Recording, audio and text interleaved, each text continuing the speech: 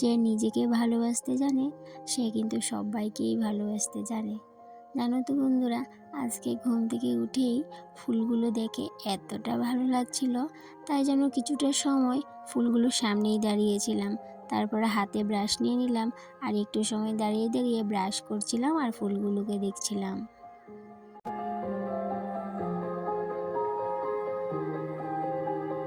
গিন্নিশালার রান্নাঘর ব্লগসে তোমাদের সবাইকে আবারও অনেক অনেক ভালোবাসা ও ওয়েলকাম জানিয়ে আজকের কাজকর্মগুলো শুরু করব। তবে বন্ধুরা, তার আগে বলো তোমরা কেমন আছো? আশা করছি রাধা মাধবের কৃপায় সবাই ভালো আছো।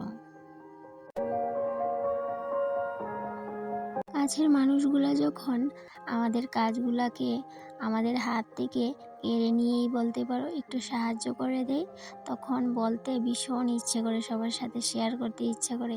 তাই জন্য ভাবলাম আজকে তোমাদের সাথে একটু শেয়ার করি। আজকে ঘুম থেকে উঠতে বেশ অনেকটাই দেরি হয়েছিল।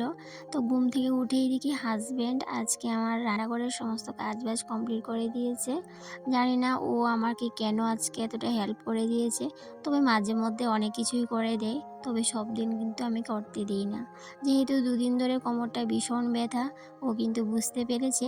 সেই জন্যই সকালে যখন দেখলো ঘুম থেকে উঠতে একটু দেরি হয়ে গেছে, তখন কিন্তু রান্নাঘরের সব কাজবাজ ওই করে নিয়েছে।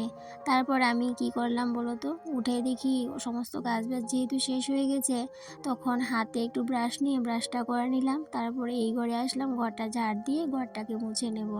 তারপর রান্নাঘরে টুকিটাকি কাজ আছে সেগুলোকে সারবো, কারণ রান্নাঘরে কিন্তু আমাদের এত এত কাজ থাকে যে সারাদিন করেও কিন্তু শেষ করা যায় না।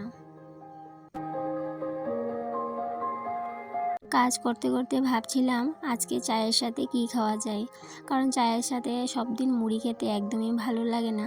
তবে আবার হাজব্যান্ড চায়ের সাথে মুড়িটা ভীষণ পছন্দ করে, তো ওকে আমি চাটা করে দিয়েছিলাম আর সাথে দিয়েছিলাম মুড়ি। ও চা খেয়ে বেরিয়ে গেছে, আমি কিন্তু চাটা খাইনি, চাটা রেখে দিয়েছি। ওই যে বললাম চায়ের সাথে আজকে কি খাওয়া যায়, তো সেই জন্য একটু পিঠা বানানোর প্ল্যান। তো কি পিঠা বানানো যায় সেটাও প্ল্যান করছিলাম, তারপরে কিন্তু ভেবে নিয়েছিলাম কি করব। মাঝে মাঝে আমিও ভাবি রান্নাঘরে সারাদিন আমার এত কিসের কাজ, যেহেতু ঘরে সংসারে তেমন বেশি মানুষ নেই, আমরা হাতে গোনা মাত্র 3 জন, তারপরও রান্নাঘরে এত এত কাজ কেন, সেটাই কিন্তু মাঝে মধ্যে আমিও ভাবি। কিন্তু সেই ভাবনাটা ভাবি, কিন্তু উত্তরটা আর কখনোই পাওয়া হয়ে ওঠে না। প্রত্যেক বছরই বাবার বাড়ি থেকে ঘুরে আসে পৌষ পার্বণে, কিন্তু তেমনভাবে পিঠা কখনোই খাওয়া হয় না, আর গুড়িগুলো কিন্তু নষ্ট হয়ে যায় ঘরে থেকে থেকে। তাই জন্য ভাবলাম এই যে সময় করে গুড়িগুলো যদি শেষ করে নিই তাহলে আর গুড়িগুলো নষ্ট হবে না। গত বছর অনেকগুলো গুড়ি নষ্ট হয়ে গেছে, সেটা আর মাকে বলিনি, যদি মাকে বলতাম মা কিন্তু অনেকটাই রেগে যেত আর আমাকে কিন্তু অনেকটাই বকা দিত।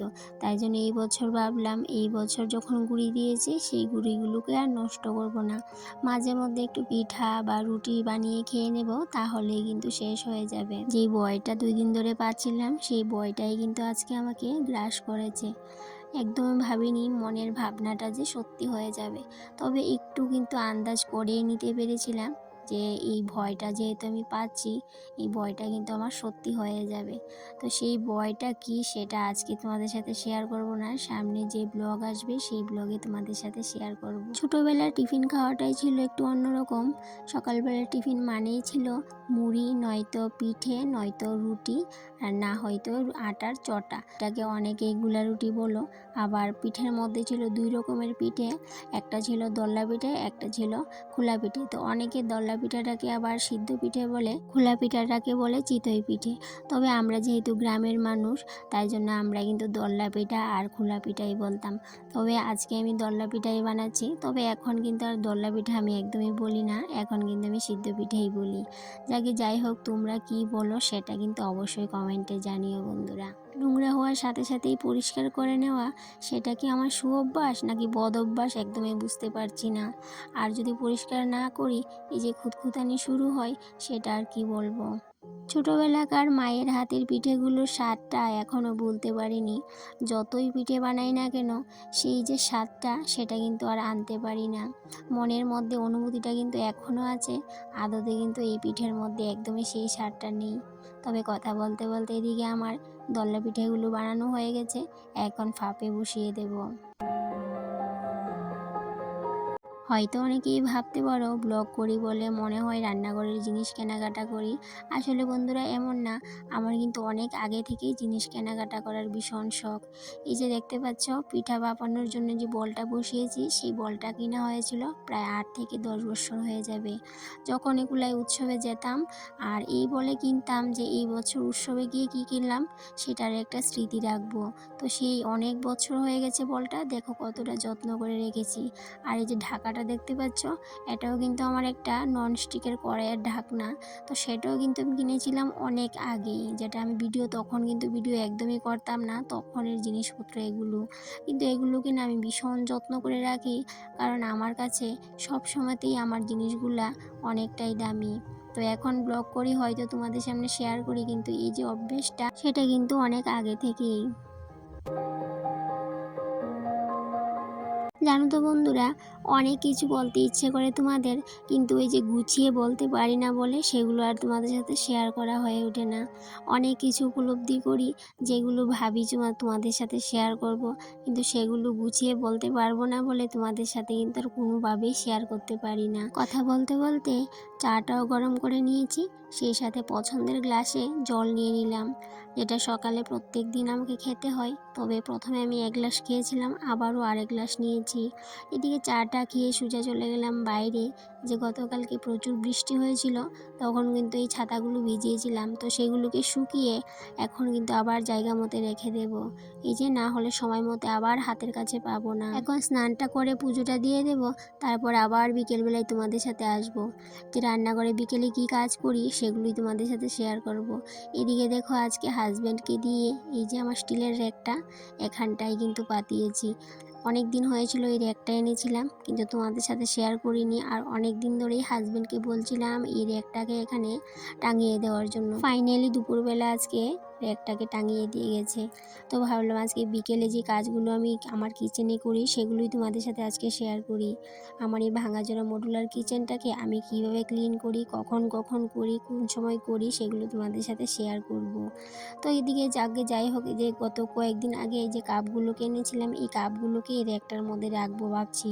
তো জানি না কতটুকু ভালো লাগবে, কারণ কাপগুলো স্টিল কালার আর র্যাকটাও কিন্তু স্টিল কালার। অনেক ভাবনার পর ফাইনালি কিন্তু আমি কাপগুলোকে এই র্যাকের মধ্যেই রেখেছিলাম। তবে আরও ভাবছিলাম এই র্যাকটার মধ্যে আরও কি রাখা যায়। তো পরে অবশ্য কি রেখেছি সেটা তো তোমাদের সাথে শেয়ার করবোই, দেখতে থাকো। জানো বন্ধুরা, আজকে না জল আসেনি, তো জলের জন্য অপেক্ষা করছিলাম সকাল থেকেই, কখন জল আসবে। ফাইনালি কিন্তু বিকেলবেলা জল আসলো। যখন আমি বিকেলে রান্নাঘরে কাজগুলো করছিলাম তখন কিন্তু জল চলে এসেছে। তারপর কিন্তু একটু তাড়াহুড়ো করেই রান্নাঘরের কাজকর্মগুলো সারছিলাম, কারণ জলটাও তুলতে হবে, যেহেতু ঘরে জল নেই, একদমই কম জল। আর যেহেতু কালকে একাদশী, তাই জন্য কিন্তু রান্নাঘরে তেমন কাজকর্ম আমি করতে পারবো কি না, বা ঠাকুর ঘরে গেলে তখন যদি জলটা চলে আসে তখন যদি আমি আর না তুলতে পারি, সেই জন্যই কিন্তু ভাবছিলাম যে রান্নাঘরের কাজগুলো তাড়াতাড়ি করে শেষ করি, তারপরে জলটা তুলে নেব। শুকা মরশুমটা ঢোকার পর যে প্রত্যেক দিন বিকেলে সমস্ত কিছু মুছতে এমন অভ্যাস হয়ে গেছে। এখন কিন্তু এই যে গতদিন বৃষ্টি হয়েছে, এখন কিন্তু এতটাও ধুলো পড়েনি, তারপর ওই যে অভ্যেসটা সেটা কিন্তু আর পাল্টাতে পারিনি। এই যে শুকা মরশুম ঢোকার পরে প্রত্যেক দিনই কিন্তু একটু হালকা বাতাস দিলেই বেশ সমস্ত কিছুতে ধুলোতে একটা সাদা হয়ে থাকতো। তো সেটা কিন্তু প্রত্যেক দিন আমি সকালবেলা একবার মুছতাম, বিকেলবেলা একবার মুছতাম। তো সেটা তো আমার অভ্যেস হয়ে গেছে। কিন্তু গত দুদিন আগে যেহেতু বৃষ্টি হয়েছে, তাই জন্য কিন্তু আর অতটা ধুলা পড়ছে না ঘরে। তাও যেমন একটা অভ্যেস হয়ে গেছে, সেই অভ্যেসটা আর পাল্টাতেই পারছি না। তবে অভ্যেসটা কিন্তু খুবই ভালো মনে হচ্ছে। ফ্রিজের বাইরের দিকটা আমি ক্লিন করলেও ফ্রিজের ভিতরের সাইডটা কিন্তু হাজবেন্ডই ক্লিন করে, এত সুন্দর করে ক্লিন করে। এখন কিন্তু এই যে আলসে হয়ে গেছি, এই যে হাজব্যান্ডকে বেশ অনেকদিন ধরে কিন্তু আমি বলছিলাম ফ্রিজের ভিতরের সাইডটা একটু ক্লিন করে দেওয়ার জন্য, তো বলছিল করে দেবে, কিন্তু এই যে সময় পাচ্ছিল না বলে আর ক্লিন করা হচ্ছিল না। সত্যি কথা বলতে আজকে রান্নাঘরের কাজগুলো অনেকটাই তাড়াহুড়ো করে করছিলাম, ভীষণ দেরি হয়ে গেছিলো। এদিকে আবার জলও এসেছে, আবার ঘর দূর ঝাড় দিতে হবে, সন্ধ্যা দিতে হবে।